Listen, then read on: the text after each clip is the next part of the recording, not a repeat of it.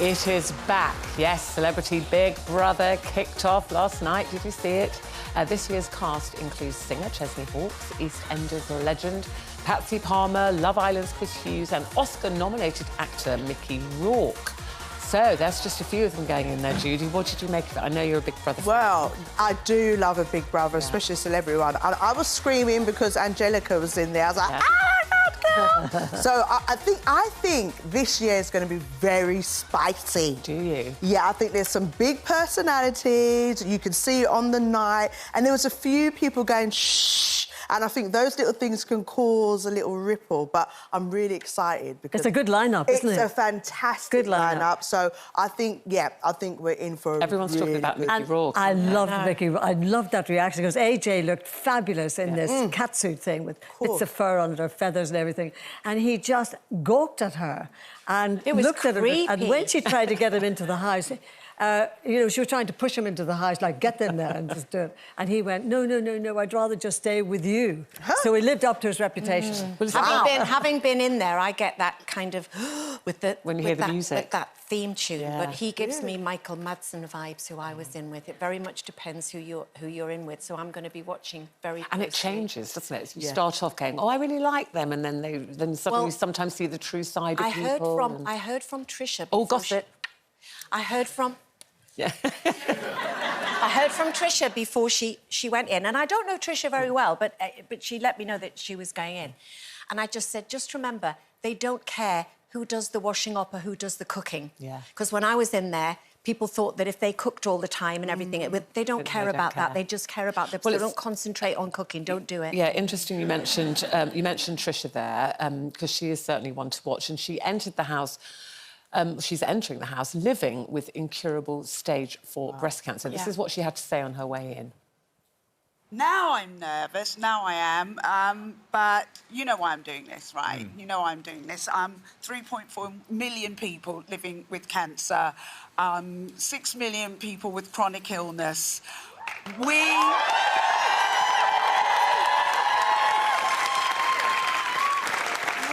cannot be so scared of dying that we become scared of living.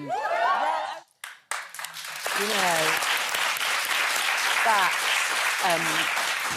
I thought that was really powerful. Yeah. We cannot become so scared of dying that we become scared of living. It's a very powerful phrase. Very powerful. And I think it's amazing that she's going in there. You know, I had a mum who lived with cancer for 20 years, and I'll always be so grateful for the 20 years we had while she had cancer. I mean, I think for someone living with incurable stage 4 cancer, how amazing does she look? Incredible. And what confidence will that give to the many people living with that? Which is why she said she wants to do it. Which is why she said she wants to do it. And people with chronic illness at home, she'll really mean so much to a lot of people. But I think that phrase is powerful. And I have a friend. This is not a sick friend, I have to say, but I think that if we take that term more generally, there's a lot to what she said.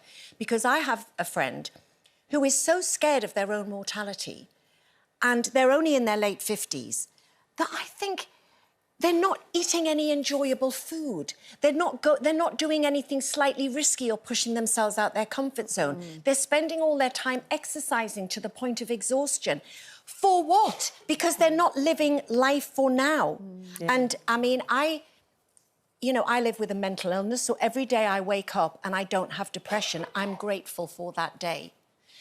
So it's not about being happy all the time. We both said a word this morning together at the same time, and it was being contented. Yeah. And I think I am very happy with contentment now, not looking for necessarily excitement or anything. And what does contentment look like to you? I think it just means knowing that all the things that we want, you know, knowing that your family are OK, you're only as happy as your unhappiest child, knowing that my marriage is good.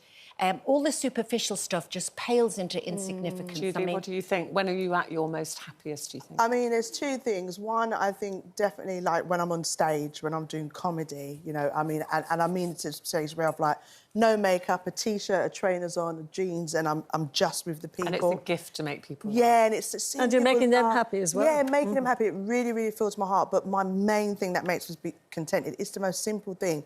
It's me cooking and the children are just around. in their house clothes, on the sofa, one's eating, one's, you know, fighting and playing and laughing with each other. They're doing their little videos and we're just there and the cat's running up and down because it's just the basics. We're warm, we're together, we're laughing. Together with the kids when you've got older kids as well is so important. Knowing that they're all home, we're all home together, it really, honestly, it makes that's your contentment. You've had some very tough times. Obviously, you're losing your daughter, your beautiful daughter, Karen. Tragic and so difficult for you. And then more recently, Stephen. What makes you get up in the morning and decide, you know, I need to live my life? I think that it's a positivity of mind because, in a way, you know, the pain is so bad that what can you do, you know? My husband, for example, just last year when he passed, he was in such pain. So when I have a bad day, because obviously I miss him terribly, I think, well, he can't be sitting in that chair in that awful pain that he was in for the last year and a half. And the other thing is, I mean, I could say at my age that I'm actually quite happy to waking up and be alive every morning. But my father, actually, when I was very, very young, let's say I was like 8 or 9, how long, Dad, to Christmas? And he would say 6 weeks, and I'd go, I can't wait that length of time. And there was a girl in Northern Ireland called, she was a Gloria as well, and she had a big hit with a record called One Day at a Time. And he taught me that, really, as a small child, and I live one day at a time. And there was a great book that Karen actually followed. You were talking about attitude towards cancer, you know, in the big house and everything. And it was Live in the Now. And it's a brilliant book for actually coping with day-to-day things. And it's that positivity, I think. So I can do a head job on myself. But you do it very well, and you look amazing, and you're here working. We love you. Thank you very much. Very kind. Thank you. That's the nicest thing anybody said to me all day.